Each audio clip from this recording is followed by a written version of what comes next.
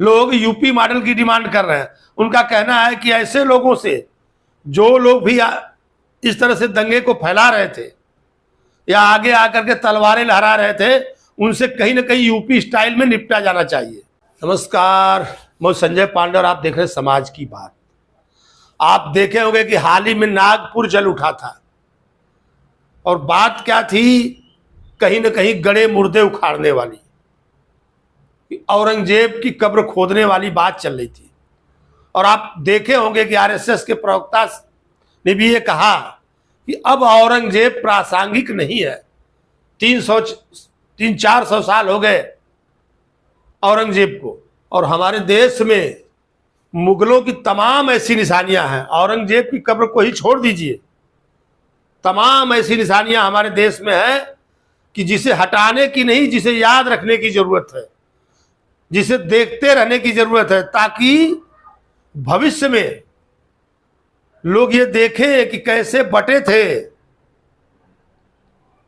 और बटने का नतीजा ये हुआ था कि कुछ मुट्ठी भर लोग आए थे और आकर के पूरे देश पर कब्जा जमा लिए थे।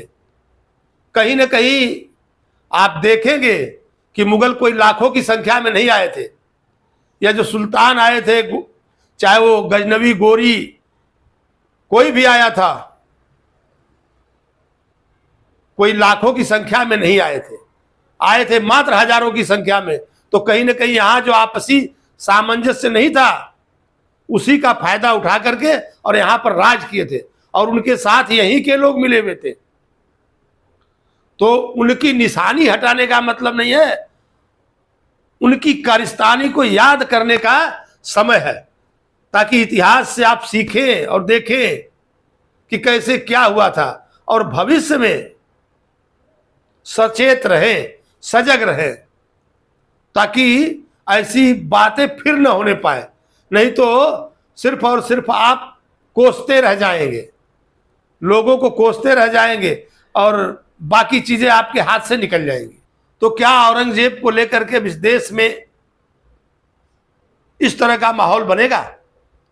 और देखिए, सबसे कमाल की बात तो यह है कि ठीक है, औरंगजेब का महिमा मंडन नहीं हो सकता, औरंगजेब जैसे आताताई शासक के बारे में कोई उसका गुणगान नहीं कर सकता, लेकिन फिर भी हमारे देश में कुछ ऐसे लोग हैं जो औरंगजेब का गुणगान करते हैं। और औरंगजेब का गुणगान ही नहीं, औरंगजेब के लिए तलवारें निकाल करके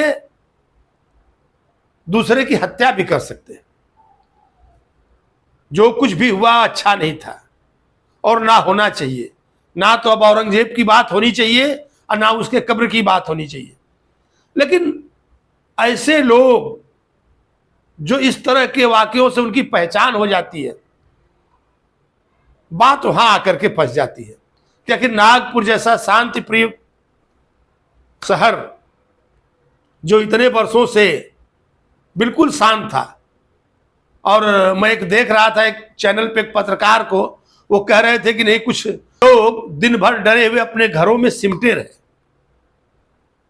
और फिर एकाएक रात में अगर देखा जाए, शाम में देखा जाए, तो वही डरे हुए लोग तलवार लेकर के, चाकू लेकर के और कुल्हाड़ी लेकर के, यहां तक कि पुलिस वालों को भी उन्होंने नहीं छोड़ा।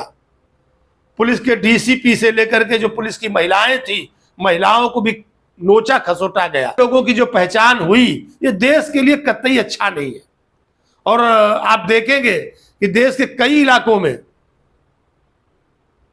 मैं जो औरंगजेब की कब्र वाली बात हो रही थी, मैंने कह दिया कि आरएसएस के प्रवक्ता ने कहा था, और उस बात की अब प्रासंगिकता नहीं बची है कि नहीं औरंगजेब की बात की जाए। लेकिन औरंगजेब के चाहने वाले भी इस देश में इतने हैं कि वो कभी भी कहीं भी फसाद कर सकते हैं, और फसाद भी ऐसा कि उन्हें कानून का डर नहीं।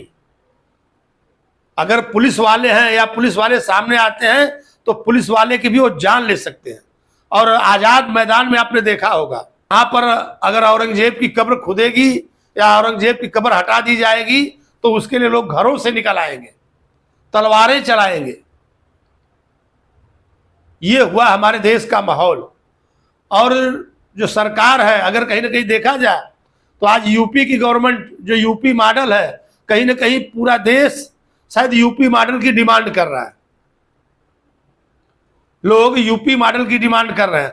उनका कहना है कि ऐसे लोगों से, जो लोग भी इस तरह से दंगे को फैला रहे थे या आगे आकर के तलवारें लहरा रहे थे, उनसे कहीं ना कहीं यूपी स्टाइल में निपटा जाना चाहिए, ताकि आइंदा वो ऐसी हरकत न कर सके। ऐसी कड़ी व्यवस्था की जानी चाहिए। हमने कहा कि जगह जगह मैं कई लोगों से मिला तो लोगों की यही डिमांड थी कि बात यहां पर यूपी स्टाइल वाली होनी चाहिए। कहीं ना कहीं योगी मॉडल को ही लोग पसंद कर रहे हैं। और जो घटनाएं घट रही है, अगर देखा जाए तो कई जगह ऐसा माहौल बना हुआ था, लोग नारे लगा रहे थे, औरंगजेब के समर्थन में नारे लगा रहे थे। तो दिक्कत यहां है, अगर हमारे देश में औरंगजेब जैसे लोगों का गुणगान होगा तो फिर कहीं ना कहीं इस देश में फिर से कोई ना कोई एक ऐसी मानसिकता पैदा होगी जिससे कि विघटन हो सकता है।